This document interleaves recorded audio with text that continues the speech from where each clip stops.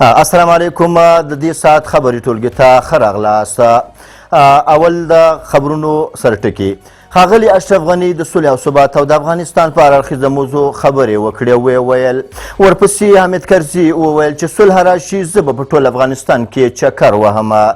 بل خوا رشید دوستم د امریکایانو په وتلو نه خوښه ښکاري. اوس بهرني خبرونه. د امریکا رئیس جمهور جو بایډن ټرمپ ته خپل ډول ډبلي ور په سر او د امریکا څخه یې جلا وطن کړ.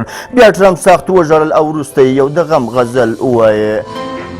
اوس هم بشپړ خبرونه. ښاغلی اشرف غني څه وایي؟ دغه راپور موږ ته زموږ یو ملګري د کندهار څخه چمتو کړی دی. راځئ چې په ګډه وګورو.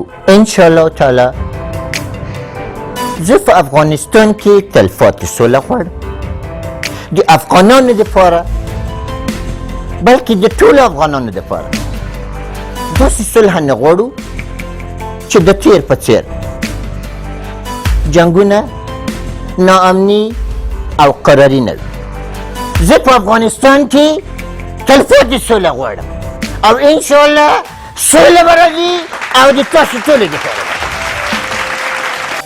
ښاغلی حامد کرزي هم د اشرف غني د خبرو تایید کوي او صلح غواړي په افغانستان کې. راځئ چې وګورو چې ښاغلی حامد کرزي څه وایي او څه ارمانونه لري. موږ دا نه غواړو. موږ بالا په افغانستان کې سوله غواړو، ثبات غواړو او بالا افغانستان ته د قراري راسي، امن دې راسي.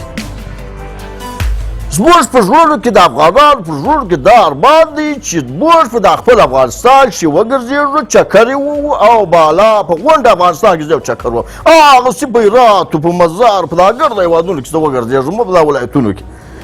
انشاءالله دا ارمان به پوره کېږي. زه د ښاغلي رئیس جمهور د خبرې تایید کوم او بالا ورسره ژمن یم. موږ ته د کندوز نه یو راپور چې دوستم د امریکایانو په وتلو باندې ناخوښه ښکاري. زه ګورو چې څه وایي په خپلې وینا کې. ما قبول رفتم پرسان کردم در افغانستان 25 نفر اردو ملی افغانستان کشته بود. در اونجا که پرسان کردم 41 نفر امریکایی در افغانستان شهید بود. بسیار قهرمان است، بسیار قربانی داد. بایقه بود. اوس ستاسو پام راګرځوو د بهرنیو خبرونو ته. د امریکا رئیس جمهور جو بایډن ټرمپ ته خپل ډول ډبلي په سر او د امریکا څخه یې جلا وطن کړ. ټرمپ سخت وژړل او وروسته یې یو د غم غزل ووایه او خپله چپنې تر شا کړه او ولاړ. Flexing over the roll. Now Joe Biden in America will never front a wall.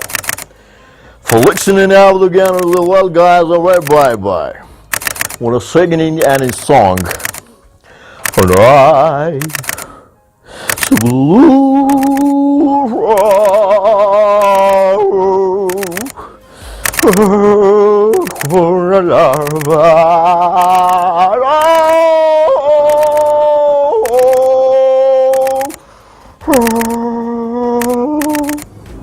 دا و د دې خبرونه څه مو چې واورېدل یو سوداګریز اعلان و. ستاسو د خوشطبعۍ دپاره، ستاسو د پام غلطۍ دپاره. د خدای په امان.